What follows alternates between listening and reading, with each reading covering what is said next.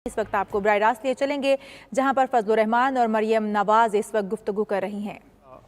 मंशूर या उस मुश्तरका काज की हैसियत दी जाए और इंशाअल्लाह आगाज होगा 16 अक्टूबर को गुजरावाला के जलसा आम से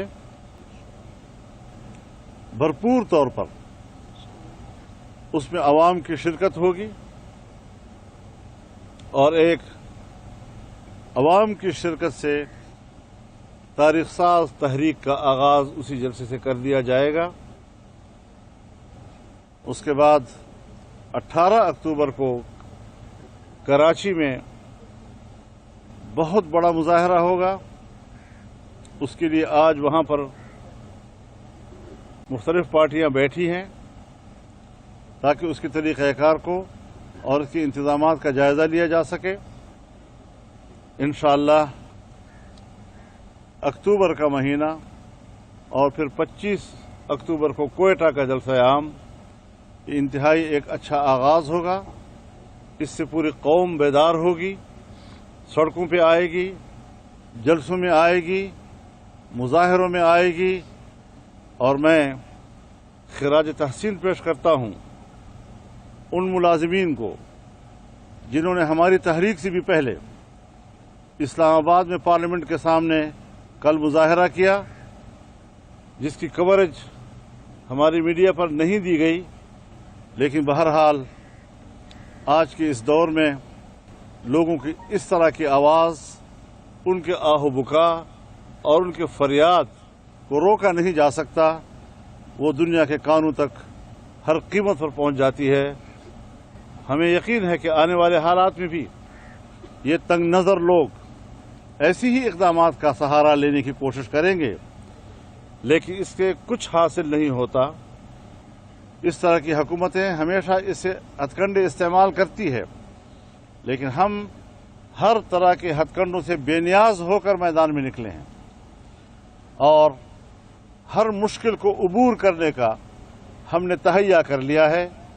इंशाअल्लाहुल अज़ीज़ पाकिस्तान में आईन की अमलदारी, एक जायज़ आईनी हुकूमत, एक जायज़ पार्लिमानी निज़ाम जो आईन के ताबे हो, कौम को हम देना चाहते हैं ताकि खुद एतमादी के साथ वो पॉलिसियां बना सकें।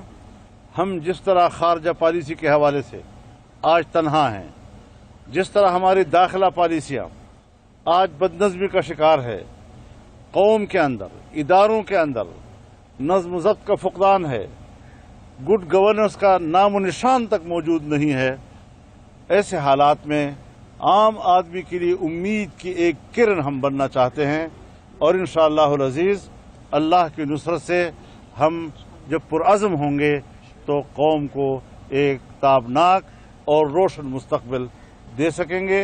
मैं इस हवाले से पुरुम्मीद हूँ तमाम सियासी जमातों और उनकी क़ियादत से, और इंशाअल्लाहुल अज़ीज़ ये मार्का कामयाबी के साथ सर किया जाएगा। मैं एक बार फिर मोहतरमा मरियम नवाज साहिबा का शुक्रिया अदा करता हूं और चाहता हूं कि वो भी आपके सामने कुछ इरशादात फरमाएं। बिस्मिल्लाहिर्रहमानिर्रहीम। मौलाना साहब आपका बहुत बहुत शुक्रिया। मैं एक दफ़ा फिर दिल की गहराइयों से मौलाना फजलुर रहमान साहब को, उनका जो डेलीगेशन तशरीफ़ लाया, उनको सबको रायविंड में खुशामदीद कहती हूँ और शुक्रगुजार हूँ कि मौलाना साहब ने पीडीएम की सरबराही संभालने के बाद पहला शर्फ़ मुलाकात मुझे बख्शा, मेरी दावत कबूल की, आए, खाना खाया, बैठे, बहुत सारी बातें हुई माशाअल्लाह।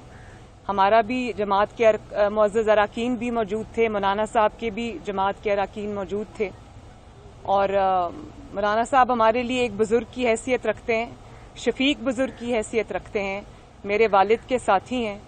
तो आज मुझे बेइंतहा खुशी हुई है कि वो मुझे मिलने इस रायविंड तशरीफ़ लाए, मेरा खाना कबूल किया, मेरी दावत कबूल की। बहुत अच्छी गुफ्तगू हुई,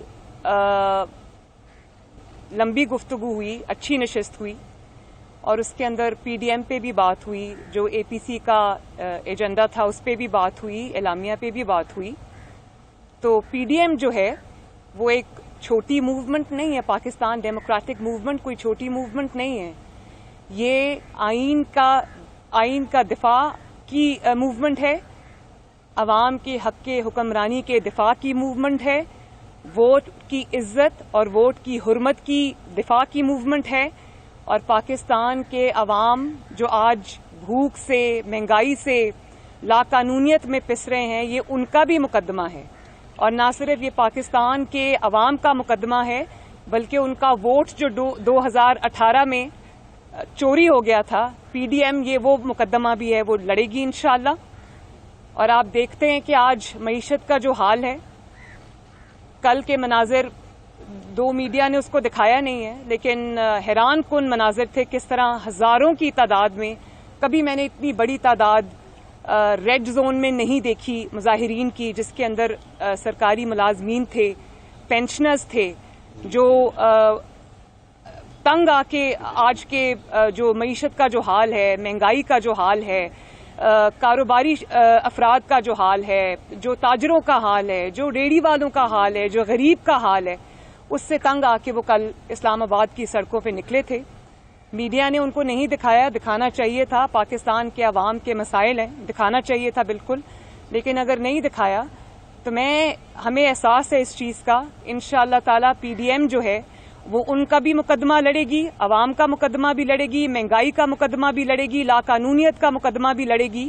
اور پاکستان میں جو بنیادی اور آئینی حقوق معطل ہیں, میڈیا پہ جو پریشر ہے, جوڈیشری پہ جو پریشر ہے, اداروں پہ جو پریشر ہے, پی ڈی ایم اس کا مقدمہ بھی لڑے گی.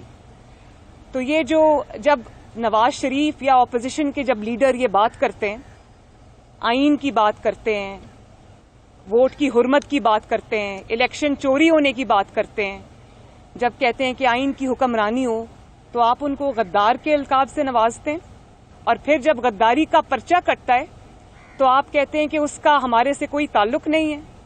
نواز شریف صاحب نے جب اے پی سی میں اسپیچ کی, اس کے بعد انہوں نے جب ماڈل ٹاؤن میں دو موقعوں پر انہوں نے اسپیچ کی, تو اس کے بعد جو ہمارے مسلط شدہ سلیکٹڈ ہیں وہ ٹی وی پہ 2 گھنٹے کے جو انٹرویو میں تشریف لائے, اور اس میں انہوں نے یہ کہا کہ نواز شریف یا اپوزیشن جو ہے وہ بھارت کی زبان بول رہا ہے, انڈیا کی زبان بول رہا ہے, اور اس سے بھارت خوش ہو رہا ہوگا.